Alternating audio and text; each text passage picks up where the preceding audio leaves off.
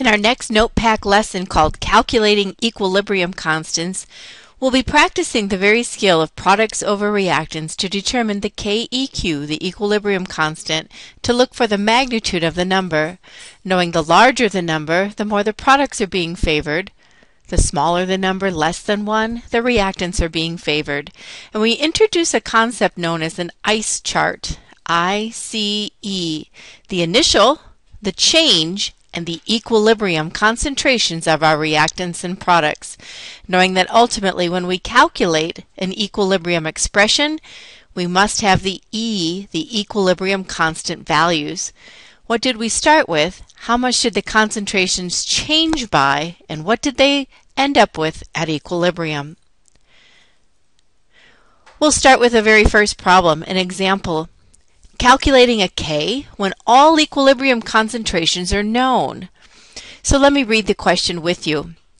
We have a mixture of hydrogen and nitrogen in a reaction vessel, and it's allowed to attain an equilibrium at 472 Celsius degrees. The equilibrium mixture of gases was analyzed and found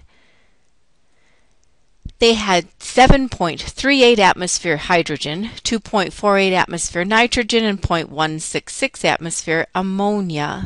Let's calculate the Kp. Well, first, as any good chemist does, we write our equation. This is the Haber process, where the molecular nitrogen combines with molecular hydrogen, and we form an equilibrium for the production of ammonia. All of these are in the gaseous phase. What we're noticing very nicely is that every one of these are at equilibrium. The equilibrium mixture was analyzed to find. So what we're really being given are indeed the values at equilibrium.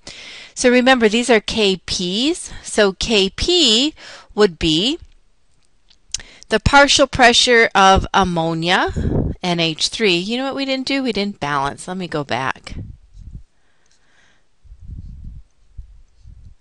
We have two ends. We'll need to double here. 3, 6, 1 to 3 to 2 stoichiometric ratio. So now when I consider we have the partial pressure of ammonia, that it will indeed need to be squared, set over the partial pressure of nitrogen and the partial pressure of hydrogen, and indeed those values taken to their stoichiometric value, first order with respect to N2, and this hydrogen would need to be cubed. So now it's just a plug and chug. We're given that information for each one of these. 7.38 atmospheres of hydrogen was its given value. 2.46 atmospheres for nitrogen, and 0.166 atmospheres of ammonia. Let's plug our values in and solve for our problem. 0.166, the value in atmospheres, squared, set over the 2.46 atmospheres for the nitrogen partial pressure, and hydrogen was given to us with the first value of 7.38, and it would need to be cubed. Let's hit together, make sure we get a common answer, and see what we find. So I'm going to grab my calculator. I'm going to hit 0.166 squared divided by 2.46, divide again by 7.38 cubed. And my calculator gives me a value of 2.79, I'll round a little bit, times 10 to the negative 5th value. And remember that Kp, no units on our equilibrium values. That's not very neat. 2.79 times 10 to the negative 5th, the value of Kp.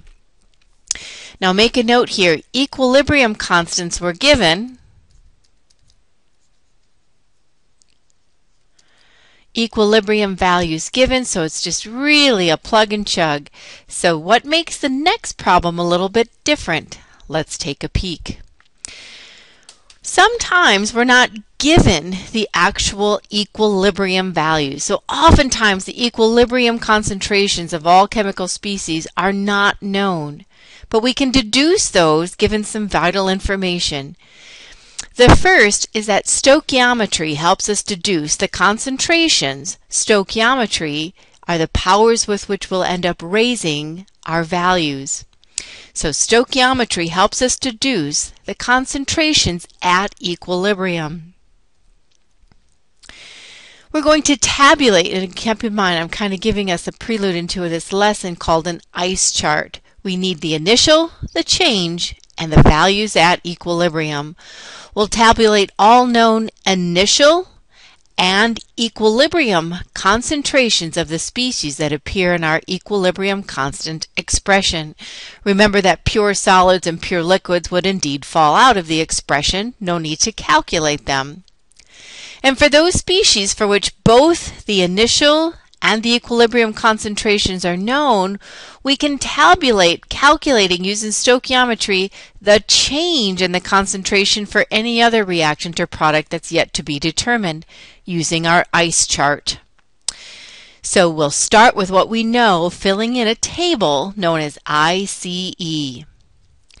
Our third step, of course, we'll use the stoichiometric ratios of reactants and products to calculate the changes in concentration for all of the other species in equilibrium, and from there complete our chart. From all the initials and changes, we can then deduce the equilibrium concentrations.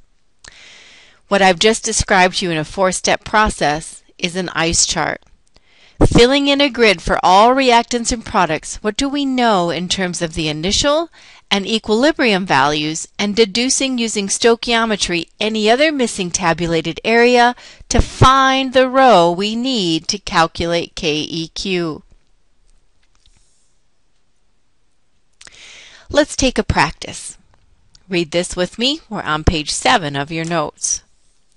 We have a closed system initially containing, now there's a very important keyword, initially containing hydrogen gas and iodine gas, and it's allowed to reach equilibrium.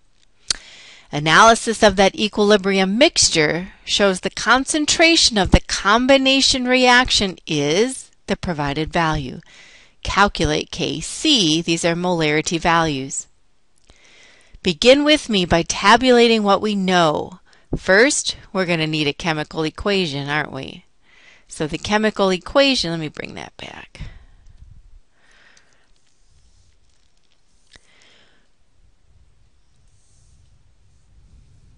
I've lost the spot. Please be patient with me as I find the spot we just left off.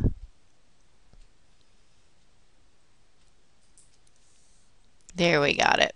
Thank you. All right, so a little technology, isn't that fun? We have the following equation. Hydrogen and iodine are allowed to reach equilibrium. So H2 and I2 are both diatomics. We have an equilibrium set up. Of course, we can see the expression would be the production of HI, a simple combination reaction. Tabulate with me what we know. We know some initial, we know the change, and the equilibrium concentrations. And I'm beginning with you the very first time something known as an ice chart. So here I am for each one of our reactants and products. I need to tabulate the information given to me. We know, and very important key word, the initial concentrations of the reactants. Initially containing, so notice I'm down here at I for initial, 1 times 10 to the negative third molar unit hydrogen, 2 times 10 to the negative third molar concentration of iodine, and it's allowed to reach equilibrium, and the product concentration is given to me. The product concentration is 1.87, that's down here, 1.87 times 10 to the negative third molar unit. Initially, the reaction is charged with 1 times 10 to the negative third hydrogen, 2 times 10 to the negative third iodine. You know what else we know? That initially there's absolutely no product. the reaction hasn't started yet, so there is no product. So go ahead and fill in that we know there's 0 molar product. Time goes by and reactants get used and products get made. How much does the product change by? And that's what this is here. It changes by. So in green, this is the supplied information. Let me just switch color and just kind of keep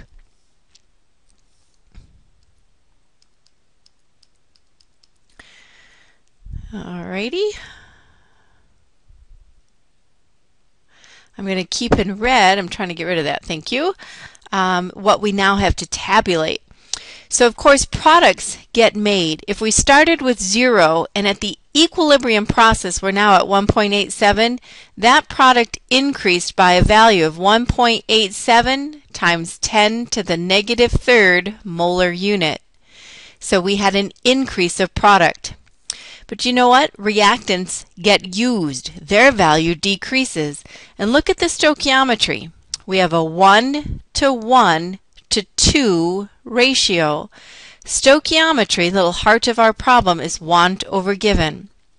For every 2 moles of HI that is made, we only use 1 iodine and 1 hydrogen. So let's figure out, or tabulate if you will, how much the concentrations of each reactant change by. 1/2 of 1.87. Want over given. I want iodine from HI. 1/2 of 0.187. 1.87 E negative 3 divided by 2 gives me a value of 9.35 times 10 to the negative 4th. It would be exactly the same number here, 1/2 of 1.87. They are both used in equal quantities. Let's tabulate. If iodine and hydrogen get consumed with a 1 to 1 mole ratio, producing twice the quantity of HI, that's what this change is. A 1 to 1 makes 2. Let's subtract and see the quantities remaining of our reactants. So I'm going to hit 1E negative 3 minus 9.35 E negative 4, and the quantity remaining of hydrogen is 6.5 times 10 to the negative 5th molar units. Let's subtract to find the equilibrium concentration of iodine. 2E negative 3 minus 9.35 E negative 4, and I get a value of 0.001065 molar units.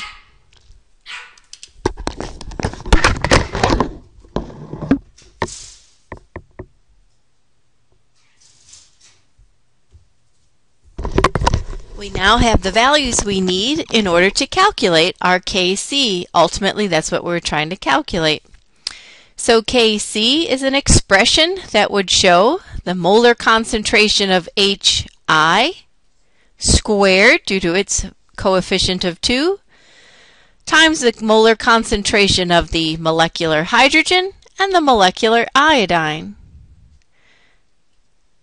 And we have these values now right here in the equilibrium in the ICE table. We have 1.87 times 10 to the negative 3rd. That needs to be squared. Set over 6.5 times 10 to the negative 5th times 0.001065, that concentration from the iodine. Hit with me, make sure we get a common answer. 1.87 E negative 3 squared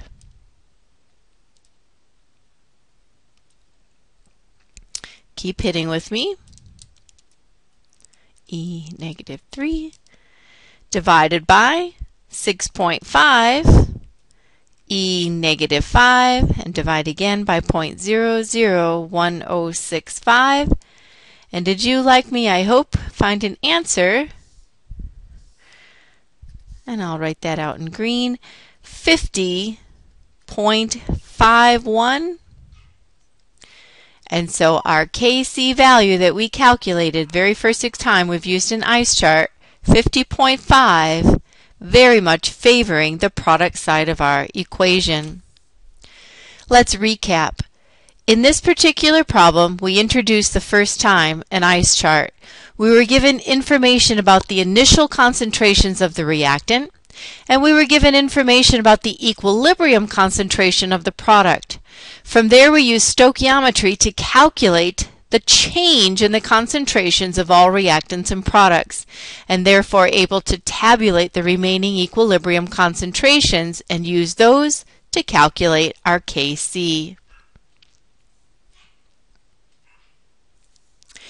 Let's keep going, trying a next one. Here we have sulfur trioxide decomposing in a sealed container to give gaseous sulfur dioxide and oxygen gas. We did balance here. Let's try two S's. 4 plus 2 is 6. There we have it.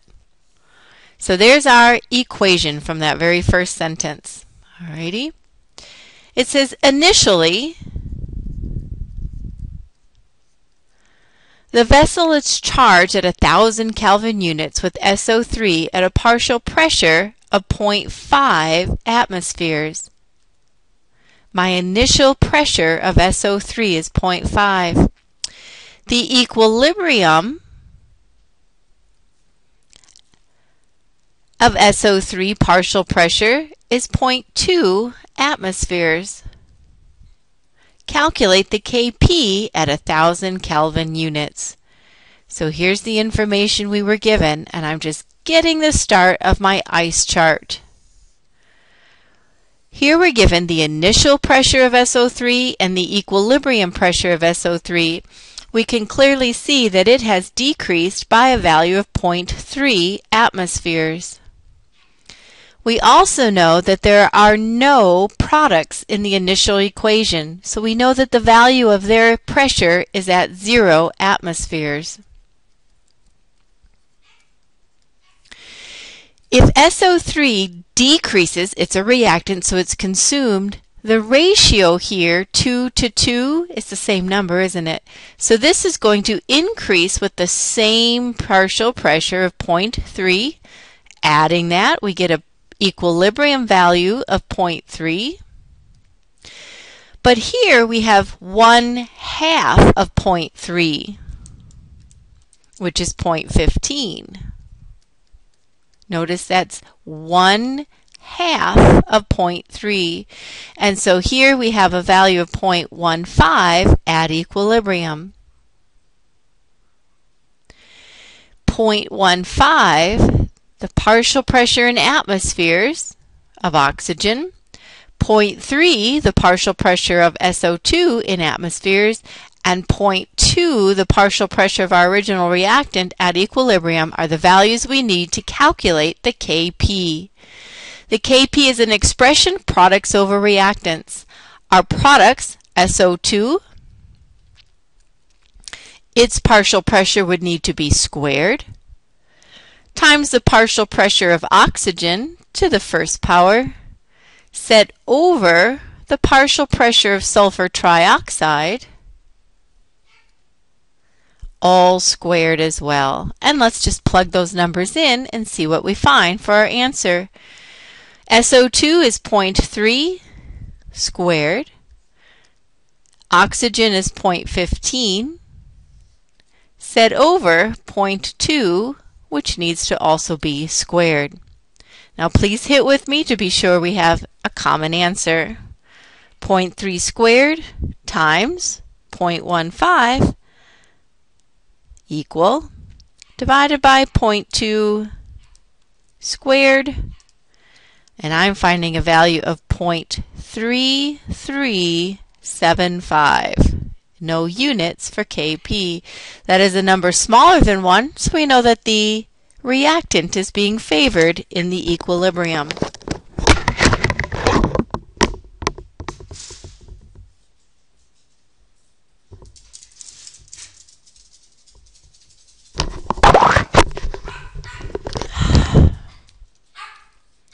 What's next? Here I'm going to pause the video and give you time to process what an ice chart is. When ready, start the next equation called the reaction quotient. That will be the next video click.